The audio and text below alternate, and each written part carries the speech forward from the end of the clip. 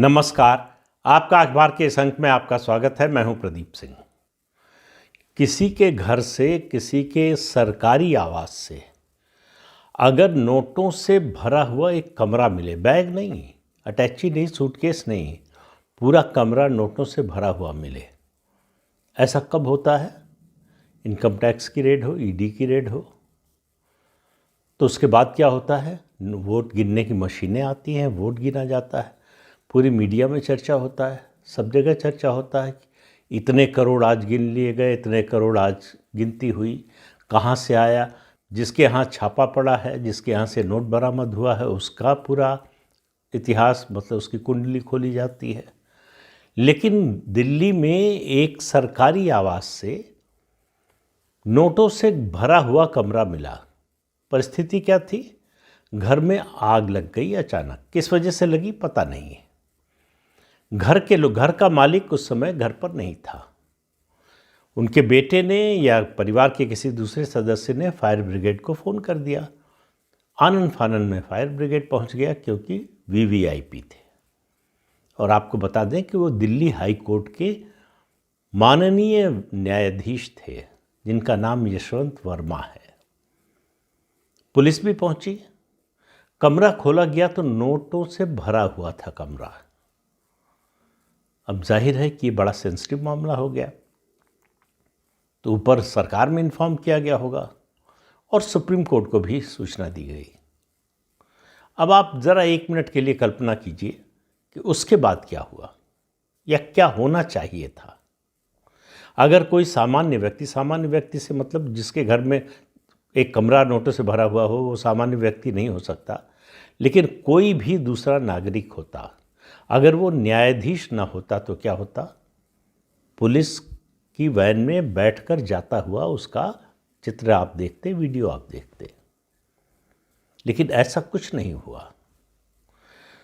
Supreme court की collegium की आपात बैठक बुलाई गई और बैठक में फैसला क्या हुआ कि जज महोदय का, उनका जो पेरेंट कोर्ट है, हाई कोर्ट है, इलाहाबाद हाई कोर्ट, वहाँ ट्रांसफ़र कर दिया जाए।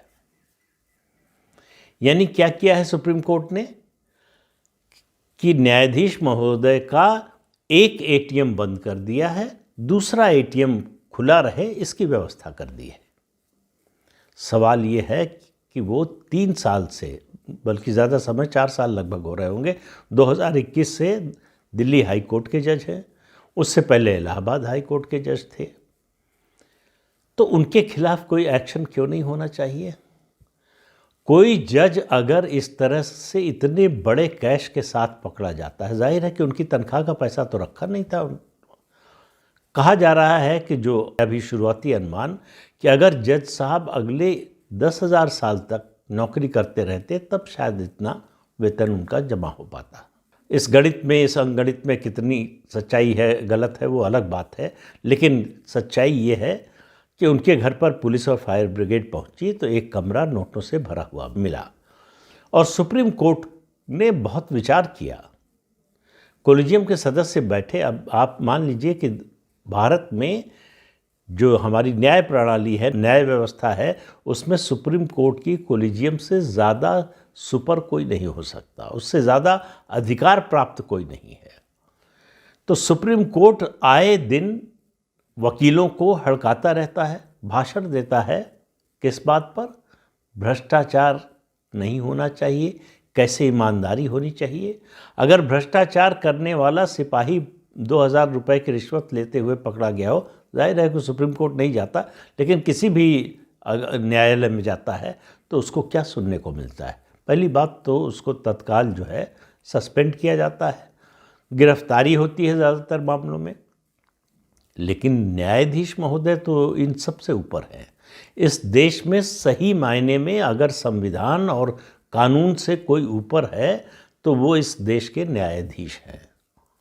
और उनके पास तो एक अतिरिक्त ताकत है, और वो है कंटेम्प्ट ऑफ कोर्ट की ताकत। आपने उनके बारे में टिप्पणी की, वो आपको तुरंत बुलाकर पुलिस को आदेश दे सकते हैं कि इनको गिरफ्तार कर लीजिए। आप पर कंटेम्प्ट ऑफ कोर्ट का मुकदमा चल सकता है, आपको सज़ा हो सकती है, आप जेल जा सकते हैं। ये ताकत है ये विशिष्ट ताकत मिली हुई है। ये ताकत देश के चुने हुए प्रधानमंत्री के पास नहीं है, सबसे बड़े संवैधानिक पद पर बैठे हुए राष्ट्रपति के पास नहीं है, उपराष्ट्रपति के पास नहीं है, किसी केंद्रीय मंत्री के पास नहीं है, किसी और संवैधानिक संस्था के प्रमुख के पास नहीं है, केवल न्यायाधीश के पास है कि उसको अगर कोई बात, किसी की आलोचना, व्यक्तिगत आलोचना लगे, व्यक्तिगत टीका टिप्पणी लगे, तो वो कंटेम्प्ट ऑफ कोर्ट में, और इसका शिकार सबसे ज़्यादा अगर कोई होता है तो नौकरशाही के लोग होते हैं। एक आईएएस अधिकारी ने, पूर्व आईएएस अधिकारी ने, जो मित्र हैं हमारे, उन्होंने बताया कि असल में ऐसा क्यों होता है, जज लोग क्यों चिढ़े हुए रहते हैं आईएएस आईपीएस अधिकारियों से। उन्होंने कहा कि इनमें से ज़्यादातर लोग, खासतौर से जो लोग न्यायिक चयन प्रक्रिया से नहीं आए हैं, वकील से सीधे जो लोग जज बने हैं, उनमें अधिकांशतः ऐसे लोग हैं जिन्होंने अपने छात्र जीवन में उसके बाद आईएएस आईपीएस बनने की कोशिश की, यूपीएससी की परीक्षा में बैठे, सफल नहीं हो पाए, तो वो चिढ़ उनकी बनी रहती है। आईएएस आईपीएस को देखकर उनको अपना वो दर्द याद आ जाता है।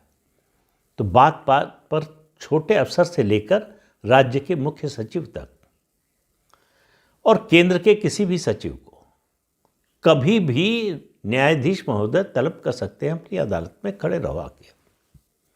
और कैसे आए हो, बंद गले का सूट क्यों नहीं पहना, ये कपड़ा पहन के क्यों आ गए, और इस तरह से क्यों खड़े हुए, ये सब सारे नौकरशाही के लोगों को आईएएस और आईपीएस अधिकारियों को बताया जाता है। और बाकी सामान्य जो मुवक्किल हैं, सामान्य जो है लिटिगेंट है, उनकी तो बात ही छोड़ दीजिए। तो इतना बड़ा कैश पकड़ा गया। फिर कह रहा हूँ कि ये न्यायाधीश महोदय कोई व्यापार नहीं करते थे। अक्सर कहा जाता है शराब के व्यापारी या इस तरह का व्यापार करने वाले कैश में डील करते हैं, उनके पास कैश रहता है। तो इस कैश के मामले में भी ये हो सकता है कि इसकी गिनती हो और न्यायाधीश महोदय से कहा जाए कि आप इतना टैक्स दे दीजिए, इतनी पेनल्टी दे दीजिए और पैसा अपना ले जाइए। लेकिन सवाल न्यायिक प्रणाली और न्याय व्यवस्था का है। क्या किया सुप्रीम कोर्ट के कॉलेजियम ने, विद्वान न्यायाधीशों ने, देश के सबसे बड़े न्यायाधीशों ने बैठकर ये विचार किया कि इनका ट्रांसफ़र कर दिया जाए। अब आप जानते हैं कि ये एडमिनिस्ट्रेटिव जो भाषा है उसमें भी ये कहा जाता है कि ट्रांसफ़र कोई पनिशमेंट नहीं है। ट्रांसफ़र होने से क्या होगा, उनकी रिश्वतखोरी रुक जाएगी। वो क्या इससे पहले जब दूसरे हाई कोर्ट में थे, इलाहाबाद हाई कोर्ट में, तब ऐसा नहीं करते थे, या दिल्ली हाई कोर्ट में आने के बाद से कब से कर रहे हैं, और इस तरह के कितने कमरे भरे जा चुके हैं, इसका कोई हिसाब होगा। ये सब तो तब पता चलेगा जब जांच होगी। और हाई कोर्ट के और सुप्रीम कोर्ट के जज की जांच कैसे हो सकती है? हाई कोर्ट का जज लोकायुक्त के दायरे में आए कि नहीं, इसकी सुनवाई कर रहा है सुप्रीम कोर्ट, जो चाहता है कि इस देश का प्रधानमंत्री जो है वो भी वॉचडॉग के दायरे में आए। लेकिन जज महोदय, उनको कैसे आप दायरे में ला सकते हैं? उनको भ्रष्टाचार की छूट है। इसका यही मतलब होगा, और क्या मतलब निकाला जा सकता है? भ्रष्टाचार की जांच किसी जज के खिलाफ क्यों नहीं हो सकती है? संविधान का ऐसा कौन सा प्रावधान है जो कहता है कि जजों को भ्रष्टाचार करने की छूट है, और भ्रष्टाचार का आरोप लगे तो उसकी जांच ना हो? तो सुप्रीम कोर्ट अपने को आरटीआई के दायरे में लाने को तैयार नहीं है। वो चाहता है कि पूरा देश आरटीआई के दायरे में आ जाए, हर संवैधानिक संस्था आ जाए, लेकिन सुप्रीम कोर्ट आरटीआई के दायरे में ना आए। तो सुप्रीम कोर्ट इस देश की दरअसल सुपर पावर है।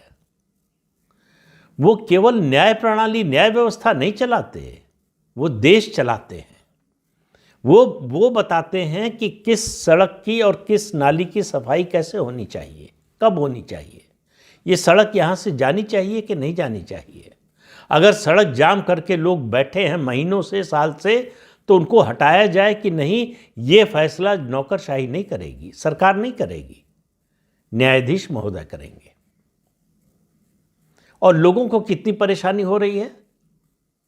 देश की अर्थव्यवस्था का कितना नुकसान हो रहा है इससे कोई मतलब नहीं, क्योंकि जज साहब को लोगों की बोलने की स्वतंत्रता की रक्षा करनी है। इकॉनमी जाती है भाड़ में तो जाए भाड़ में, अर्थव्यवस्था का नुकसान होता है तो होता रहे, आम लोगों का जनजीवन अस्त व्यस्त होता है, उनको परेशानी होती है तो होती रहे, उनका रोज़मर्रा का खर्च बढ़ता है तो बढ़ता रहे। लेकिन जैसे ही बात न्यायाधीश पर आएगी, हमारे न्यायाधीश महोदय लोग बिल्कुल छुई मुई बन जाते हैं। हाँ, खबरदार हमको न छूना। पूरी दुनिया को छू सकते हो, पूरे देश पर जो है देश का संविधान लागू होता है, न्यायाधीशों पर लागू नहीं होता। कब लागू होगा ये न्यायाधीश बताएंगे, कैसे लागू होगा ये न्यायाधीश बताएंगे, किन मामलों में उन पर लागू नहीं होगा ये न्यायाधीश बताएंगे। न्यायाधीश का चुनाव कौन करेगा, न्यायाधीश बताएंगे। उनकी ट्रांसफर पोस्टिंग कौन करेगा, ये न्यायाधीश तय करेंगे। यानी न्यायाधीश अपने आप में एक स्वतंत्र देश है, देश के अंदर जहां उनकी सत्ता चलती है, जहां उनकी हुकूमत चलती है, उसके ऊपर कोई नहीं है। अगर आपका ईश्वर में विश्वास है तो आप मान सकते हैं कि उनके ऊपर ईश्वर है, लेकिन न्यायाधीश जो है वो तो धर्मनिरपेक्ष होता है, वो ईश्वर में विश्वास नहीं करते। ईश्वर से दूर रहिए, न्यायाधीशों के बीच में ईश्वर को लाने की कोशिश मत कीजिए। वो एक बेचारी नुपुर शर्मा को जो चाहे बोल सकते हैं, देश में दंगे के लिए दोषी ठहरा सकते हैं, उसकी जान खतरे में डाल सकते हैं और खुली कोर्ट में ऐसी टिप्पणियां कर सकते हैं जिसको लिखने की हिम्मत शायद उनके जजमेंट में जो है उनकी ना हो, लेकिन टिप्पणी करेंगे। वो बताएंगे कि किसी नेता को या सार्वजनिक जीवन में जो है उसको कैसा आचरण करना चाहिए। वो तय करेंगे कि कौन सा भाषण हेट स्पीच है, कौन सा नहीं है। नुपुर शर्मा अगर एक बात बोलती हैं जिसकी तायद जो इस्लाम के जानने वाले हैं, विशेषज्ञ हैं, वो करते हैं, तो वो अपराधी हैं। लेकिन सर तन से जुदा का नारा जो लगाते हैं और सर तन से जुदा जो कर देते हैं, उनके बारे में आपको पता ही होगा कि हमारे माननीय न्यायाधीशों की क्या राय है। और अभी इलाहाबाद हाई कोर्ट के एक जज महोदय का और जजमेंट आया है बलात्कार के मामले में। एक नाबालिग बच्ची के साथ जो कुछ हुआ बोल नहीं सकता यहाँ पर, लेकिन जज साहब की नज़र में वो बलात्कार के प्रयास का मामला भी नहीं बनता। तो इस देश को अगर बचाना है तो पहले जुडिशरी से बचाना पड़ेगा। कहीं अगर सुधार की ज़रूरत है, दिन रात जज महोदय बोलते रहते हैं पुलिस सुधार, प्रशासनिक सुधार, राजनीति में सुधार, चुनाव प्रक्रिया में सुधार। कभी बोलते हैं कि न्याय व्यवस्था में भी सुधार होना चाहिए, जुडिशियल रिफॉर्म भी होना चाहिए। इसकी बात आपने सुनी है कभी? और नहीं सुनेंगे। नोटों से भरा हुआ कमरा मिल जाए तब भी नहीं सुनेंगे। सुनवाई की तो ट्रांसफ़र कर दिया। अच्छा, दिल्ली में मत कमाओ, तुम दिल्ली में तुम्हें नहीं कमाने देंगे, इलाहाबाद हाई कोर्ट चले जाओ। एक और मामला कुछ साल पहले हुआ था, आपको याद होगा, MBBS में एडमिशन का घोटाले का मामला। एक जज साहब के खिलाफ मामला बना तो उनको सज़ा क्या दी सुप्रीम कोर्ट ने? कहा कि ये जब तक नौकरी में रहेंगे कोई न्यायिक काम नहीं करेंगे, जुडिशियल ड्यूटी से मुक्त कर दिया गया। जज साहब आराम से जब तक नौकरी में रहे, शायद लगभग 3 साल रहे, सैलरी लेते रहे, भत्ते लेते रहे और अब पेंशन ले रहे हैं। इस देश का आम आदमी चाहे जितना गरीब हो, चाहे जितना सताया हुआ हो, क्या उसके साथ इस तरह का न्याय हो सकता है? क्या उसके बारे में इस तरह का फैसला हो सकता है? उस जज के खिलाफ मुकदमा क्यों नहीं चलना चाहिए? उसकी गिरफ्तारी क्यों नहीं होनी चाहिए? तत्काल गिरफ्तारी क्यों नहीं होनी चाहिए? और जांच से पहले उसका सस्पेंशन क्यों नहीं होना चाहिए? और कुछ लोगों ने सुझाव दिया, ऐसी खबरें आ रही हैं कॉलेजियम में कि केवल ट्रांसफ़र से बात नहीं बनेगी, ये न्यायिक व्यवस्था में लोगों की आस्था का सवाल है, लोगों का विश्वास उठ जाएगा। विश्वास कहाँ बना हुआ है? इस देश में सिर्फ सुप्रीम कोर्ट और हाई कोर्ट के जजेस के अलावा छोटा सा बच्चा से लेकर और 80-90 साल के बुजुर्ग तक किसी से पूछ लीजिए, सब जानते हैं कि अदालतों में भ्रष्टाचार का स्तर क्या है। बस हमारे सुप्रीम कोर्ट और हाई कोर्ट के माननीय जजों को पता नहीं है, क्योंकि वो इसको भ्रष्टाचार मानते नहीं। नोटों से भरा हुआ कमरा, आखिर ये कैसे कमरा भरा नोटों से? कौन लोग थे? उनके बारे में क्या फैसला दिया जज महोदय ने? उन सारे मामलों पर पुनर्विचार क्यों नहीं होना चाहिए? किस निर्दोष को सजा मिल गई और कौन सा दोषी जो है वो छूट गया? इसका हिसाब कौन देगा? तो आज देश के लोग सवाल पूछ रहे हैं सुप्रीम कोर्ट के माननीय न्यायाधीशों से कि न्याय की जो व्यवस्था देश में है, ये दोहरी प्रणाली क्यों? जजेस के लिए अलग न्याय, आम आदमी के लिए अलग न्याय। अभी तक हम लोग देखते सुनते आए हैं कि जो लोग रसूख वाले हैं, पैसे वाले हैं, बड़े नेता पहुंच वाले हैं, उनके मामले में कानून अलग तरह से चलता है। लेकिन ये सबको मालूम था, इस घटना के जरिए लोगों की आंखों के सामने आ गया कि न्यायाधीशों के मामले में भी न्याय अलग तरह से चलता है। वो भी संविधान से ऊपर है। संविधान के जो प्रावधान हैं वो उन पर लागू नहीं होते। तो आप सोचिए देश किस दिशा में जा रहा है, जिस देश की न्याय प्रणाली पर लोगों को भरोसा न हो। और ऐसी घटनाएं, ऐसा नहीं है कि ये पहली है और ऐसा भी नहीं है कि ये आखिरी होगी। बात ये नहीं कि ये घटनाएं हो रही हैं, बात ये है कि इसको रोकना तो दूर, इसको नज़रअंदाज करने का प्रयास हो रहा है, इसको छिपाने और दबाने का प्रयास हो रहा है। ट्रांसफ़र करके मामले को दबाने के अलावा और क्या कहा जा सकता है? कैसे आपने सर्टिफिकेट दे दिया कि वो दिल्ली हाई कोर्ट में बैठेंगे तो रिश्वत लेंगे और इलाहाबाद हाई कोर्ट में जाएंगे तो ईमानदार हो जाएंगे। अब कोई कह सकता है कि भाई आपको कैसे मालूम कि रिश्वत का पैसा है? तो जज साहब बताएं कहाँ से आया, कौन सा व्यापार करते हैं, कौन सा लेन देन करते हैं, क्योंकि काम तो उनके पास एक ही है, मुकदमा सुनना और फैसला सुनाना। तो मुकदमों के फैसले कैसे होते हैं, इससे आप अंदाज़ा लगा लीजिए। अगर कोई गलतफहमी हो तो दूर कर लीजिए। और ये आप बिल्कुल निश्चिंत रहिए, कुछ नहीं होगा इस मामले में। बहुत ज़्यादा जन दबाव बढ़ेगा, जो पहले भी होता रहा है, तो ज़्यादा से ज़्यादा दबाव डाला जाएगा उन न्यायाधीश महोदय पर कि आप इस्तीफ़ा दे दीजिए और सम्मान सहित घर चले जाइए। तो न्यायाधीश भ्रष्टाचार करे तो भी उसके सम्मान में कोई कमी नहीं होनी चाहिए। तो वो इस्तीफ़ा देंगे तो क्या होगा उसके बाद? उनको सारे रिटायरमेंट के बेनिफिट सब कुछ मिलेगा और मिलता रहेगा। पेंशन नहीं बंद होगी उनकी, जो सुविधाएं हैं वो नहीं बंद होंगी उनकी। इस तरह से चल रही है इस देश की न्याय व्यवस्था, जो ऊपर से नीचे तक सड़ चुकी है। अब वो सड़ांध बाहर आ रही है। ये नोटों से भरा कमरा उसी सड़ांध का हिस्सा है और ये किसी सरकार के बस में नहीं है बदलना, क्योंकि सरकार में इसको बदलने की इच्छा शक्ति नहीं है। ये तभी बदलेगा जब लोग घोषणा कर देंगे कि बहुत हो गया, अब बर्दाश्त नहीं होगा। तो ये लोगों के बर्दाश्त की सीमा की परीक्षा हो रही है, उनका पेशेंस टेस्ट किया जा रहा है। देखिए कब तक चलता है। तो इस अंक में इतना ही, अगले अंक में फिर मिलेंगे किसी नए मुद्दे के साथ।